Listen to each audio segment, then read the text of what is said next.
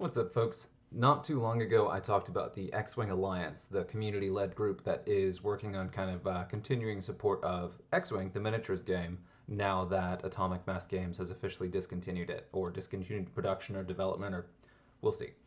But long story short, Paul Heaver, who's a luminary of the community and has been playing since first edition, is working on a refresher of Epic to kind of bring it in line with the other rules that they're working on and make sure that it is once again one of the supported and common game modes for X-Wing, which is cool. And Epic, again, is the large point games that use the Epic scale ships, that are the big ships.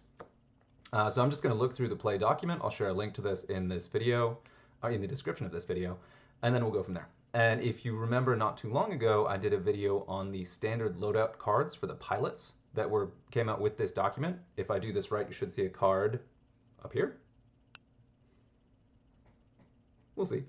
But that'll get you to the video where the Infinite Arenas by Jim Bob over there put together some very pretty graphic cards that are print and play for these that you see in the document. So I'm not going to cover those. I'm just going to talk about the rules here that I missed in that first video.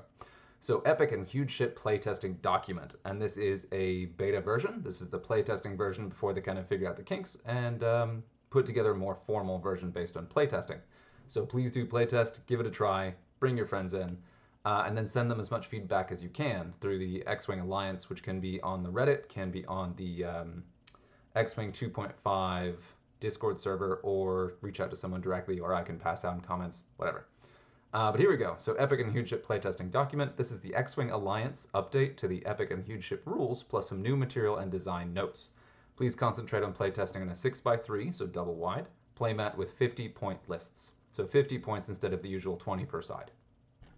Using the 3 competitive scenarios in this document. Feel free to use the standard loadout huge ships and customizable ones. These standard loadouts are included at the bottom. Those are new to the game based on this document.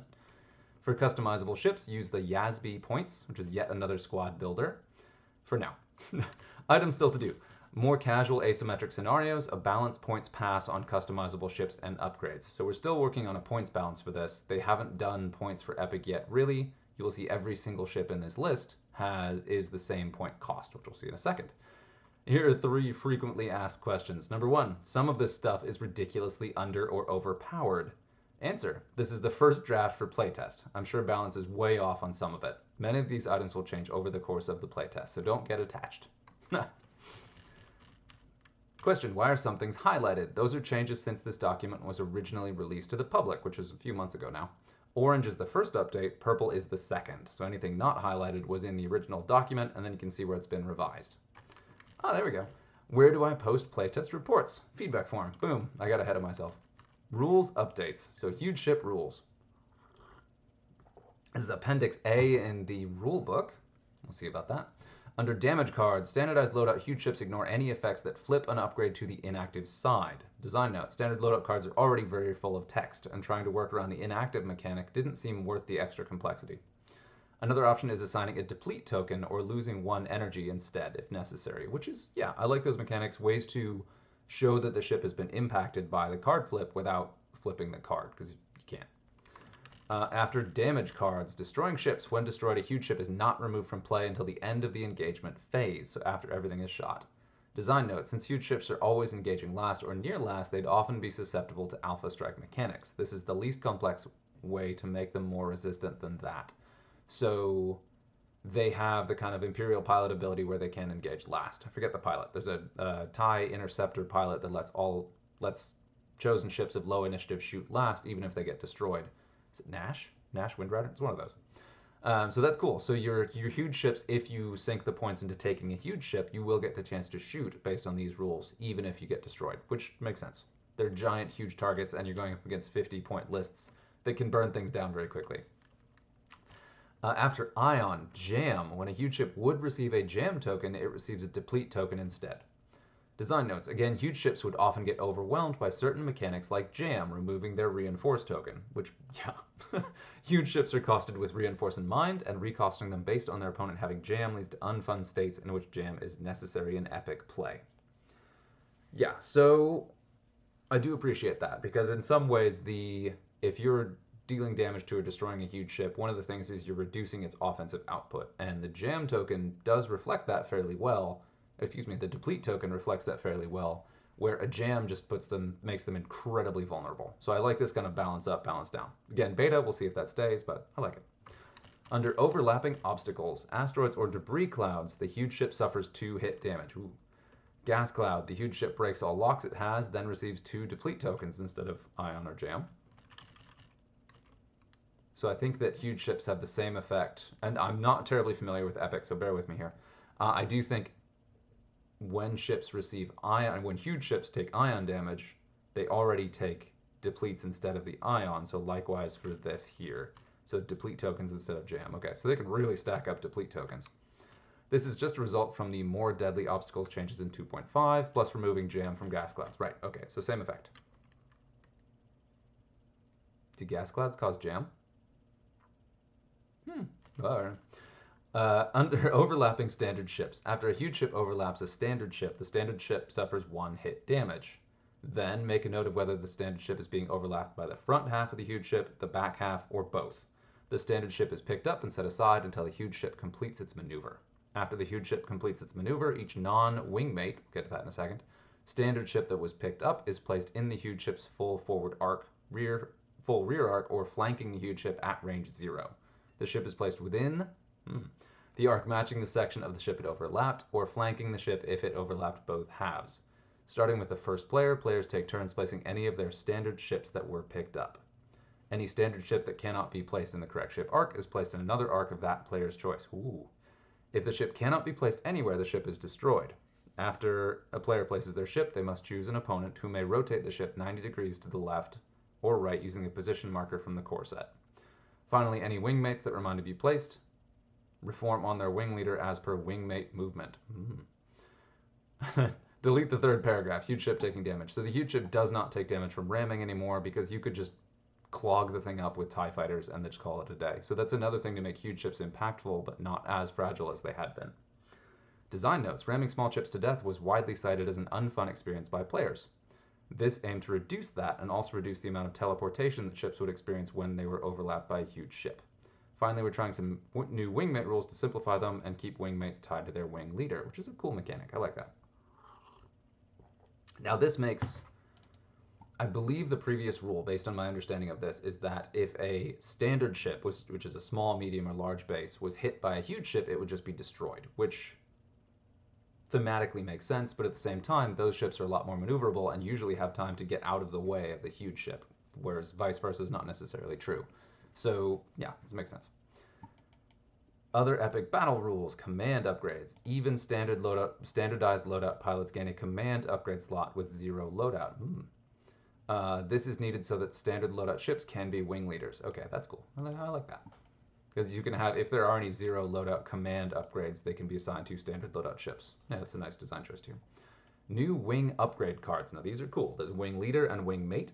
Wing leader card, command slot, 0 points. Small base limited. So this is something you can assign to a small base limited ship in your squad. Quote, you are a wing leader. Your wing, it says limited, so I guess you can only have one. You are a wing leader. Your wingmates must be 2 to 5 ships of your ship type. So 2 to 5 X-wings. If your wing leader is an X-wing, they have to be X-wing. If your wing leader is a TIE fighter, they have to be TIE fighters. Your ship type with the wingmate upgrade card. While defending, the wingmate in play that is not destroyed with the highest ID number suffers all damage instead of you. Ooh, so you have to mark them with an ID number. So they are there just to tank damage for you. So that's a way to keep your most powerful ships alive. Interesting. I feel like that is rife for abuse, but we'll see. It is also suffers all damage instead of you, so if you are taking the hits, even if one of your wingmates is more defensible, they will still be dying first. So it's interesting. Wingmate card, command slot, 0 points. Small base, non-limited. Ooh, can only be generic. Okay, never mind. No other upgrades. You can only use the wingmate card on a naked generic. All right. Front arc secondary attack. 3 dice, 2 charges.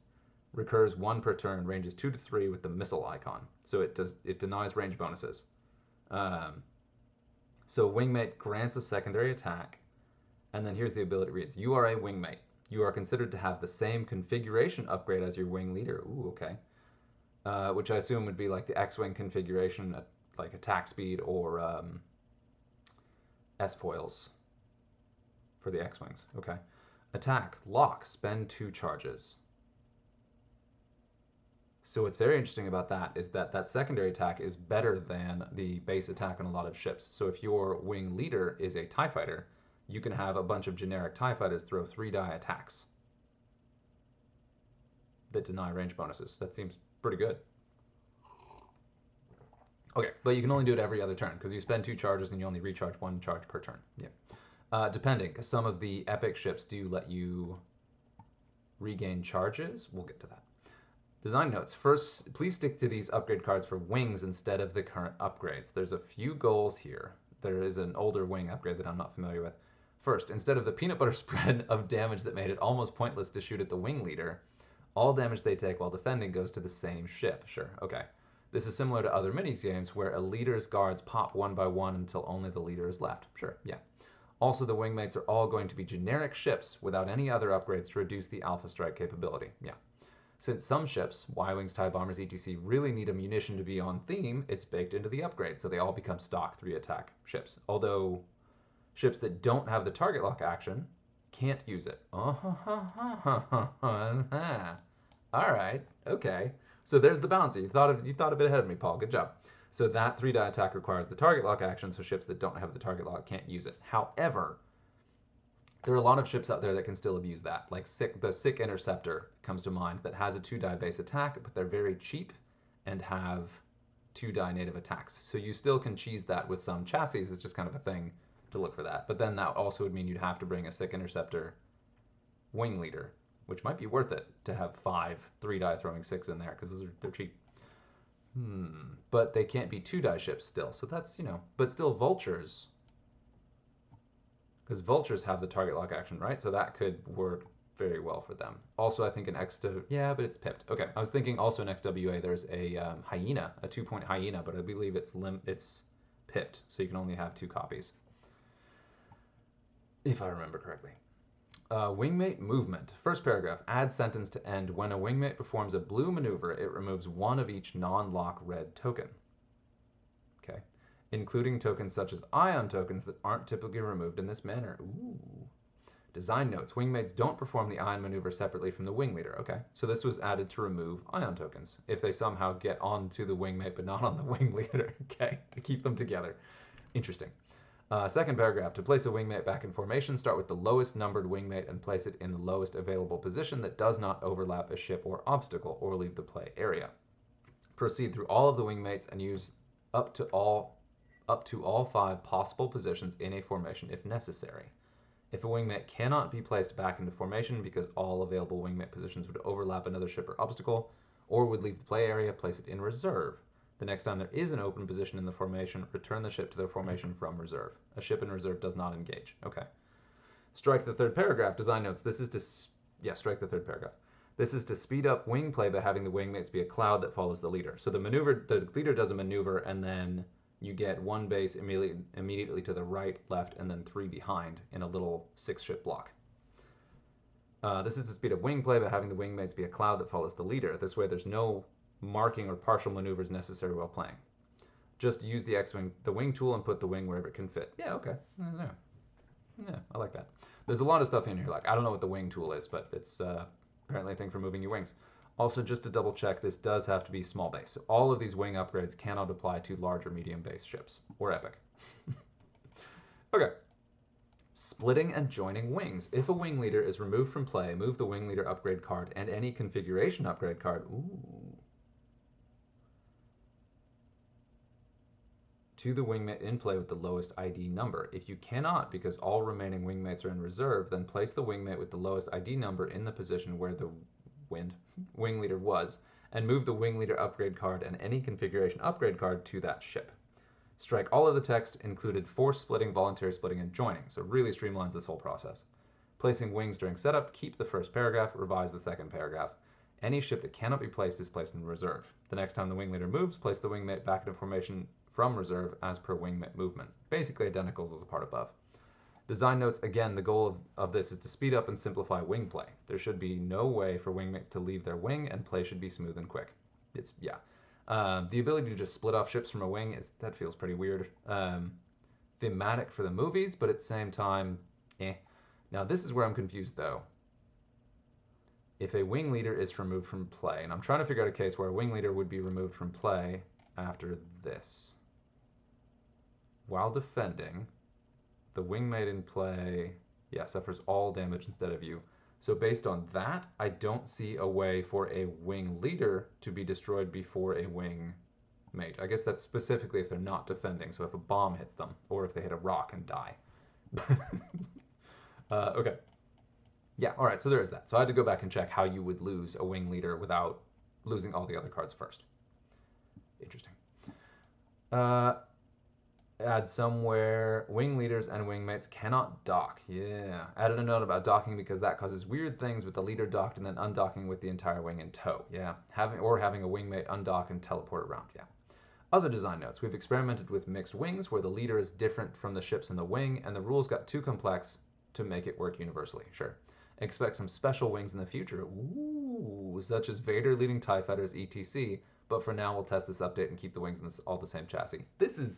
That little line there is one of the most exciting things about the XWA taking over this, is for now, they've basically stuck to revising things and kind of getting everything in line.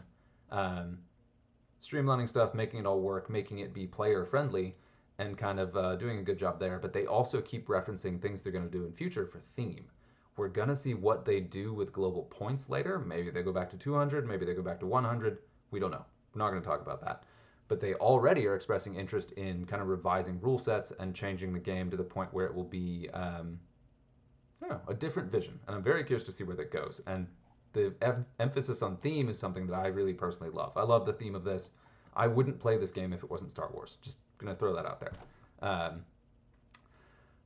Which is a bit of an unfortunate realization. But again, like that, there's a lot to be said about being a part of a major franchise. Competitive scenarios. Use the following scenarios for 6x3 50-point play. Each player brings 6 obstacles of their choice from the regular play set of obstacles. Epic obstacles are hard to find, and there are already 12 obstacles on the board, so we'll start without them. Yeah, so we'll start without epic obstacles. Design goal is that the winner of most games scores about 16 points on objectives and about 34 points through ship destruction, so more fighting than getting objectives, which also is kind of a hint at where they're going with objective play in Standard, maybe.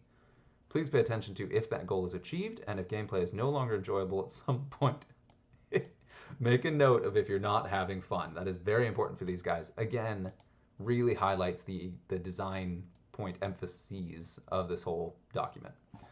Player edges of the board are the 6-foot sides of the board. Ooh, the 6-foot sides of the board. So you start long ways and you play short table. Oh, okay.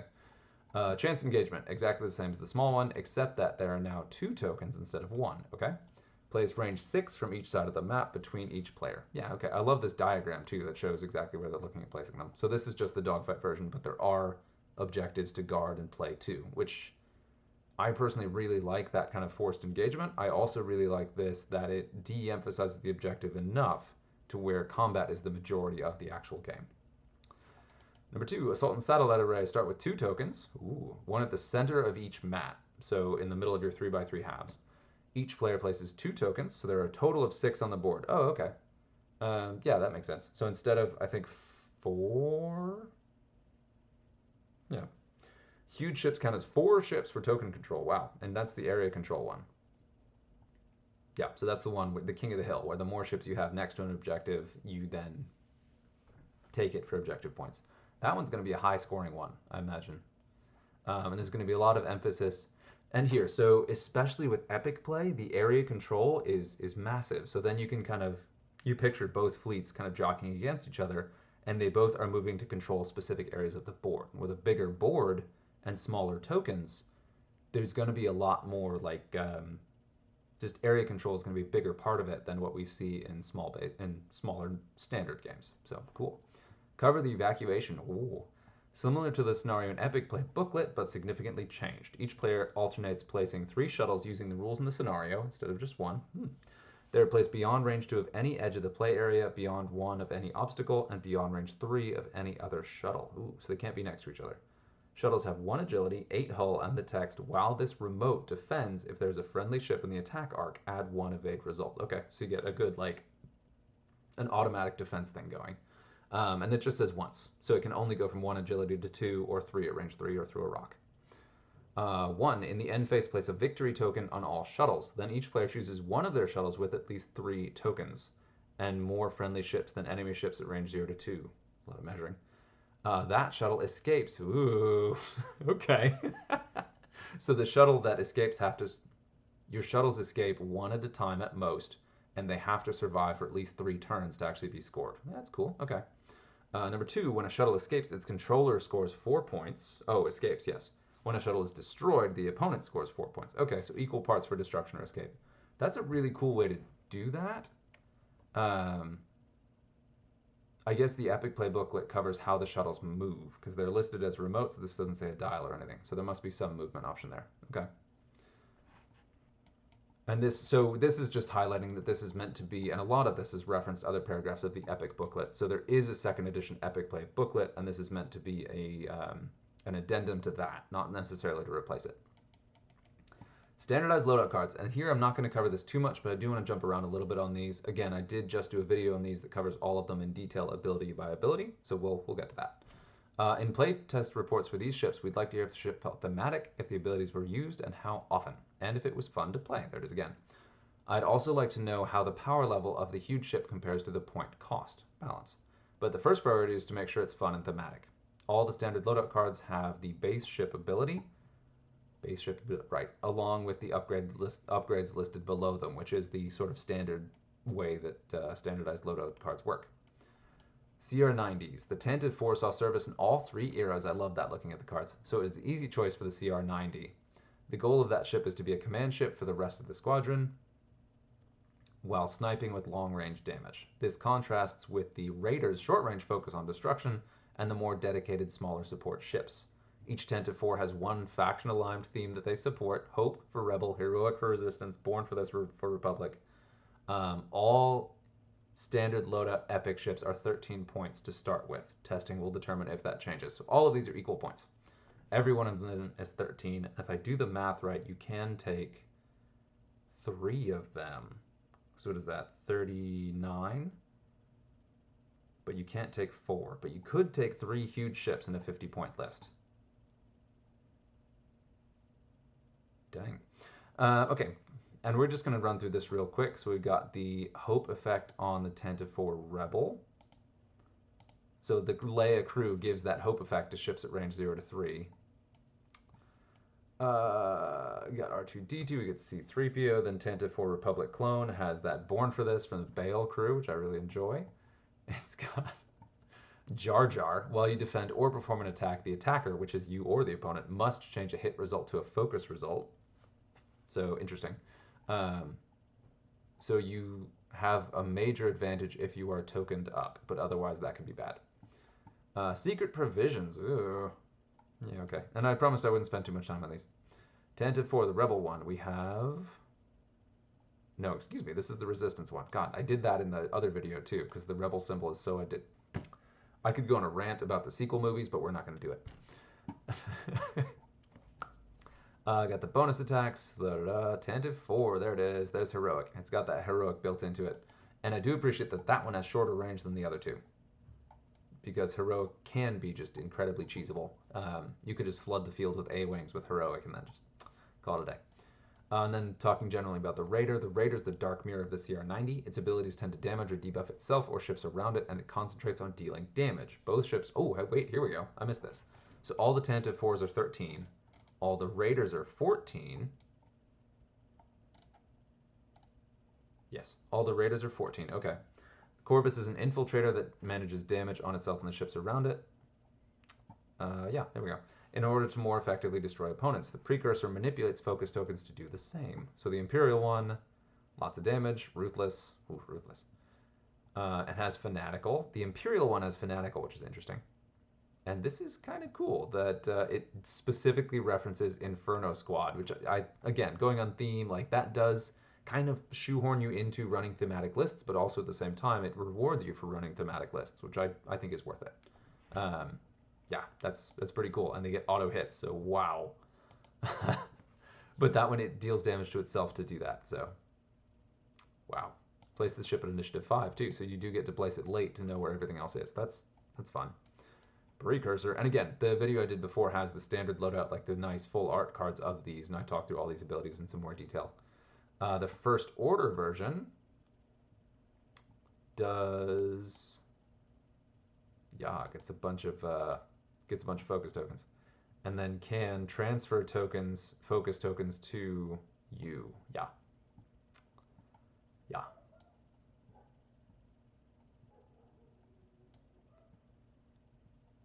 Yeah, these are pretty good. Tridents. We haven't seen much play with tridents, so would like some extra feedback on what makes them fun. They have strange movement patterns and want to get ships behind them to use their tentacles on them. Yeah, we tried to make them more survivable because they do have to dive deep and get things behind them when bursting through enemy lines in order to get use of their tentacles. The Scum version concentrates on dirty tricks, while the Separatist version sets up kills. Both ships are 10 points. Wow. Wow. So you could take 5 of those if you really wanted to. Trident stats are changed as follows. Engagement at 1 reinforces now white. So they're initiative 1, if I'm reading that correctly. And they all have this ability or some form of it. Where's this? Where's this? Well, anyway. So the Scum one, while defending, if the attacker's in your front arc, add an evade result. So you just get a free evade result for every shot, which is great, representing the armor at the head of the thing. Tractor Tentacles lets you do Tractor. Drill Beak does damage. The thing is range 0. When a small enemy ship in your rear arc becomes tractored, you may force it to dock with you. If you have a ship docked with you, you cannot make bonus attacks. If you suffer critical damage, any ship docked with you suffers 1 critical damage and deploys from your rear guides. Okay, so you can grab stuff and hold on to it until it's shot off you. Separatist, Asajj, has a force. While you defend, if the attacker does not have any green tokens, you may add 1 evade result. Okay, so if you have a way to jam off or remove their tokens, so those both are defensive abilities. I think this one's dramatically more powerful. Yeah.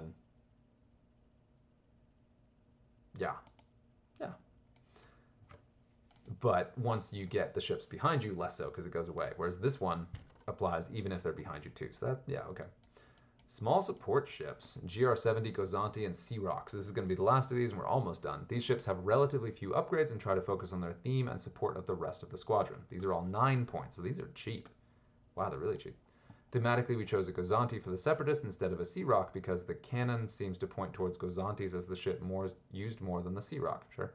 The Sea-Rox is just from X-Wing and Armada material. Okay. Bright Hope, the Rebel one. I really like this, that it has the planetary bombardment ion cannon because it's really good. But it, yeah, this is, so it can't attack small base ships, but is pretty devastating to big ships.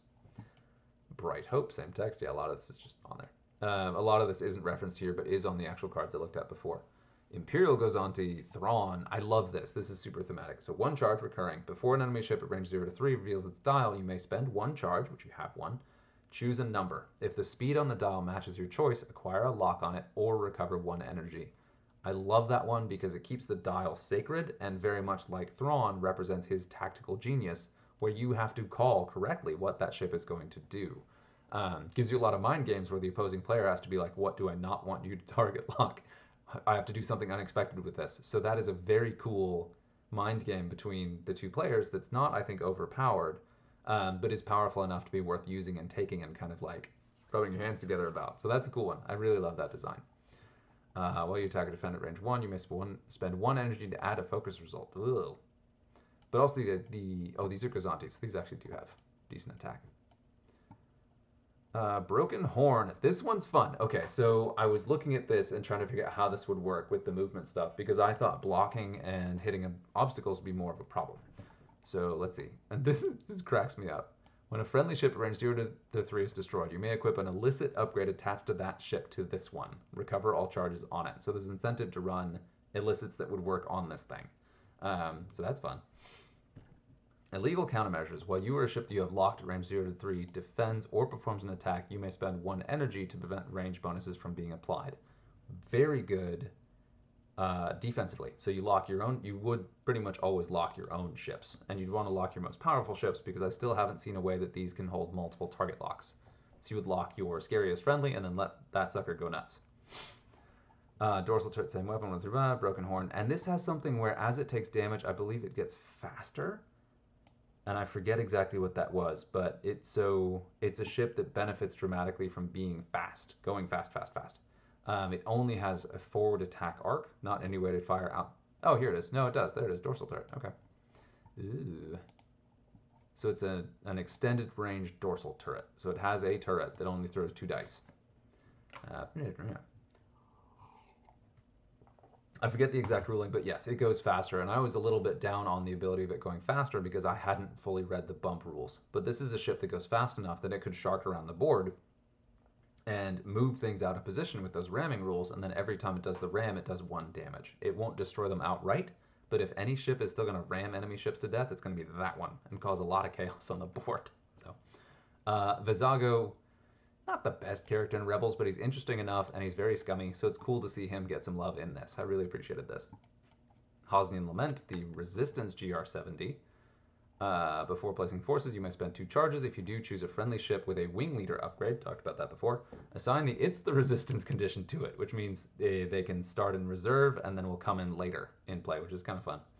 While a friendly ship at range 0 to 2 is defending, suffers 2 or more damage during the attack. You may spend 1 energy to assign a strain token to the attacker. Oof. Oof. Nice. But you do have to have a ship take a bunch of damage during the attack. Malefactor, the First Order goes on to. Dun dun dun. Petty offers Thanos an ion cannon battery. I believe that's the same, the planetary defense gun. Maybe. No, I don't think that is. Never mind. Malefactor, while you defend after the neutralized result step, a friendly ship docked with you must suffer 1 hit crit damage to cancel 1 matching result. So you would just keep some ships locked in there to make this thing pretty spectacularly durable. So like in First Order, you could have like a First Order bomber in there to just soak damage. Pretty wild. Separatist goes on to, this whole thing has been rewritten. And this actually, I think, is a fairly recent change because some of the early playtesting report I saw was that the 0 to 2 previous range was a little bit too short. But this says, when the friendly ship at range 0 to 3 is destroyed, you may equip a tactical relay upgrade attached to that ship to this one. So it can take a relay from another ship to this one. So that's really good to keep your relays in the game, even if your small base relay carrier is destroyed, because these don't have upgrade slots, so you can't originally equip them with a relay. So your relay carrier ship would still be a prime target for your opponent to turn off your relay abilities. Endless Hordes, this is a big one. Run a friendly ship with the Contingency Protocol upgrade or Trade Federation droid, so the very basic, so either the named Battle of Coruscant vultures or hyenas. I think it's those. Maybe the Tri-Fighters too, actually. Or Trade Federation droid at range 0 to 3 would be removed from play. You may spend 1 charge to restore that ship, remove any command upgrade from it, and dock it, which is super cool. So a couple things about that. That's a change. So originally it was range 0 to 2, so the bubble was fairly small. And then I believe it deployed from your board edge instead of being docked. So that's been adjusted twice at least. Because people did say that while it was cool, it was actually a pretty underpowered ability. And this is such a cool thematic piece that I want this to be decent. I don't want it to be overpowered, but I want this to see play. And that's a really awesome thing to have it just keep churning out vulture droids, because they're vulture droids. It's fine. Although this, I'd have to check into what exactly has contingency protocols. There's some pretty nasty named ships that could be cranked out with this. So I wonder about that. I wonder if it should just be the Trade Federation droid keyword, but we'll see. When a friendly vulture at range 0 to 2 is attacking, so that's still 0 to 2, a defender in its bullseye, it may suffer 1 hit damage to cancel 1 evade result. So they all have a built-in self-destroying crack shot, which is also very good. So this gives vultures some teeth, which is what they desperately need, especially in big games. I really like that. Not much to talk about here because it's basically the same. Except after you perform a turret attack, if you have not targeted the defender in a previous attack this round and are focused, you may recover 1 energy. So I believe that does let you shoot multiple times, or it at least lets you recharge your energy, which is pretty cool. And I believe both of these have ways to spend energy, so getting to recover that is a really cool ability on that. So there we go. That's the playtesting document. Again, I will link this in the description. Let me know what you think. This is pretty cool, and there are things here that get me very excited. I have never played Epic, but someday I might. I would love to play a game with huge ships on the table. I would love to see this in play. And I know a lot of people have been really sad to see Epic kind of neglected in the current game design. So it's just cool to see it getting attention. Yeah, we'll see where it goes. Anyway, let me know what you think. Cheers if you do test this out. Make sure to do your feedback form to the XWA. Let's make this a great format, guys. Until next time.